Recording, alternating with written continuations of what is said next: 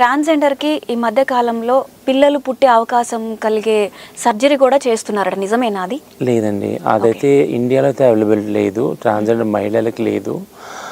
Transgender పురుషులు ఒకవేళ వాళ్ళు బాటమ్ సర్జరీ చేసుకోకపోతే వాళ్ళకి కనే ఛాన్సెస్ చాలా ఉన్నాయి. యూట్రస్ అదేంటి యాక్టివ్గా ఉండటం వల్ల వాళ్ళకు ఉంది. కానీ మహిళలు ఎవరైతే ఉన్నారో వాళ్ళకి యూటరస్ ట్రాన్స్ప్లాంట్ అనేది ఇంకా ఇండియాలోకి రాలేదు ఆ టెక్నాలజీ.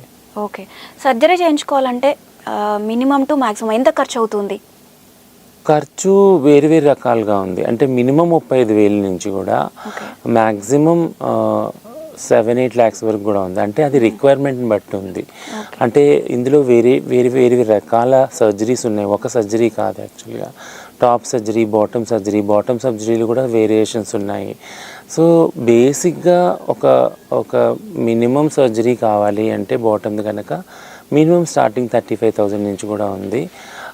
దానికి మళ్ళీ స్పెసిఫికేషన్ కావాలి, వెజినోప్లాస్టీ, అలానే కొలోన్ సిగ్మాయిడ్ అని ఇలా చాలా వేరు రకాలు ఉన్నాయి అందులో. సో అది ప్లస్ టాప్ సర్జరీ, అది సిలికాన్ ఇంప్లాంట్స్, ఇవన్నీ బ్యూటిఫికేషన్ సంబంధించిన వేరు చాలా సర్జరీస్ ఉన్నాయి. ఫేస్కి సంబంధించి రీమాడ్యులేషన్ ఇవన్నీ కూడా ఉన్నాయి అన్నమాట. స్కిన్ గ్రాఫ్టింగ్, ఇదంతా వేరు సర్జరీస్ కలిపి ఒక 7 లక్షల దాకా అవుతాయి. బట్ పార్ట్సే కాకుండా బాడీ పార్ట్స్, ఫేస్ కూడా సర్జరీ చేస్తారు. ఫేస్ కూడా చేస్తారు. అన్నీ కూడా కాస్మెటిక్ సర్జరీస్ ఏవైతే వేరే వాళ్ళకి, ఆడవాళ్ళకి, మగవాళ్ళకి అవైలబుల్గా ఉన్నాయో అవి ట్రాన్స్ వ్యక్తులకు కూడా చేయొచ్చు అనమాట. ఓకే, ఇక్కడ మన హైదరాబాద్లో కూడా ఉన్నారా? అవైలబుల్గా ఉన్నాయండి సర్జరీస్. అయితే సర్జరీ చేసే ముందు, చేసిన తర్వాత కానీ కోల్కతాలో ఒక టెంపుల్ దగ్గరికి వెళ్తారట ట్రాన్స్జెండర్స్, నిజమేనా అది? కోల్కతాలో వెళ్ళాలని లేదు, అంటే అక్కడ ఉన్న వాళ్ళు బహుశా వెళ్తారేమో. అంటే అక్కడికి వెళ్ళి అక్కడ మీ దేవుణ్ణి పూజ చేసుకున్న తర్వాత మాత్రమే సర్జరీ చేయించుకుంటారని విన్నాం.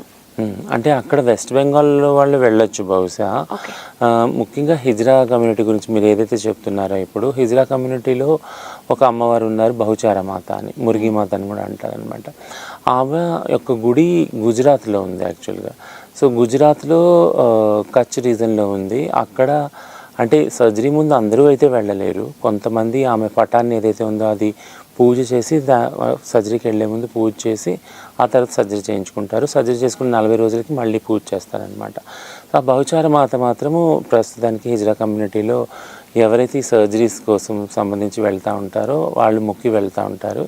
బట్ కలకత్తాలో కాళికా దేవి ఆల్రెడీ మీకు తెలుసు. వేరు చోట్ల దేవి ఆలయాలు ఏవైతే ఉన్నాయో వాటికి కూడా చాలామంది వెళ్తూ ఉంటారు. సర్జరీ ముందు కూడా మొక్కుంటారు, సర్జరీ తర్వాత కూడా వెళ్తూ ఉంటారు అనమాట.